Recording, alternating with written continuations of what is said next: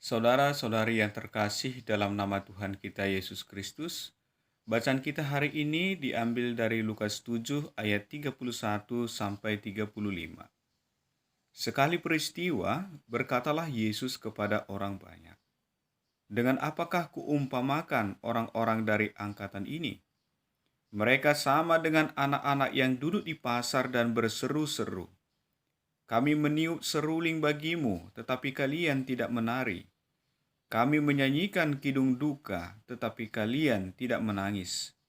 Sebab ketika Yohanes Pembaptis datang, dan ia tidak makan roti dan tidak minum anggur, kalian berkata, ia kerasukan setan. Kemudian anak manusia datang, ia makan dan minum, dan kalian berkata, lihatlah seorang pelahap dan peminum, sahabat pemungut cukai dan orang berdosa. Tetapi hikmat dibenarkan oleh semua orang yang menerimanya." Demikianlah Injil Tuhan. Terpujilah Kristus. Saudara-saudari yang terkasih dalam nama Tuhan kita Yesus Kristus, dalam hidup kita perlu membedakan antara orang dengan apa yang dikatakannya. Nah, kita sering mengalami bahwa ketika kita membenci seseorang, kita tidak hanya memusuhi orang tersebut, tetapi juga menolak apa yang dikatakannya, kendati apa yang dikatakannya itu adalah suatu kebenaran.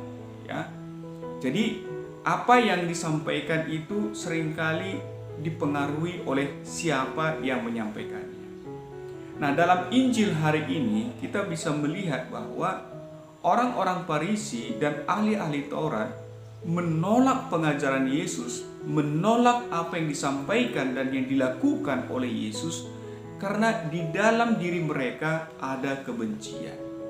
Jadi kebencian ahli-ahli Taurat dan orang-orang Farisi itu membuat ahli-ahli Taurat dan orang-orang Farisi tidak menerima pengajaran Yesus, menolak pengajaran Yesus, bahkan mencurigai segala sesuatu yang dikerjakan dan dilakukan oleh Yesus.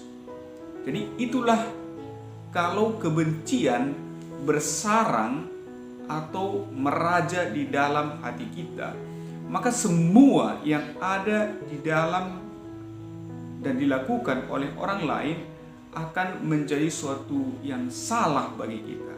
Akan kita musuhi bukan saja orangnya, tetapi apa yang dikatakannya, apa yang dilakukannya, semuanya kita tolak.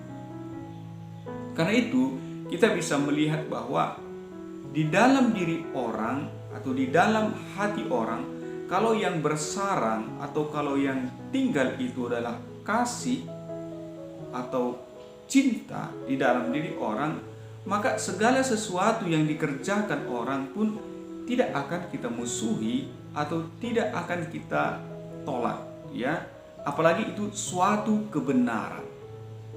Jadi sama seperti yang dialami oleh anak didik kami, ketika kamu tidak suka terhadap seorang guru, maka pengajaran yang disampaikan oleh guru itu biasanya kurang kamu terima, bahkan tidak kamu sukai mata pelajarannya karena kamu tidak menyukai gurunya. Nah, itu berarti bahwa orangnya itu berdampak pada pengajarannya.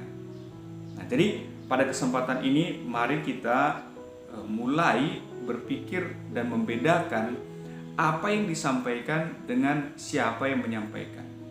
Terimalah kebenaran, terimalah nasihat, terimalah petuah-petuah, wejangan-wejangan yang berguna bagi perkembanganmu, kendati itu berasal dari orang yang kurang kamu sukai, ya.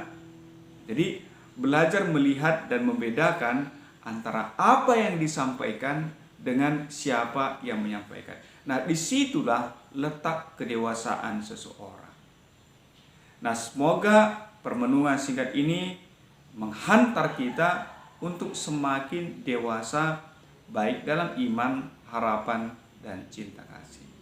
Sekian dan selamat beraktivitas untuk kita semua.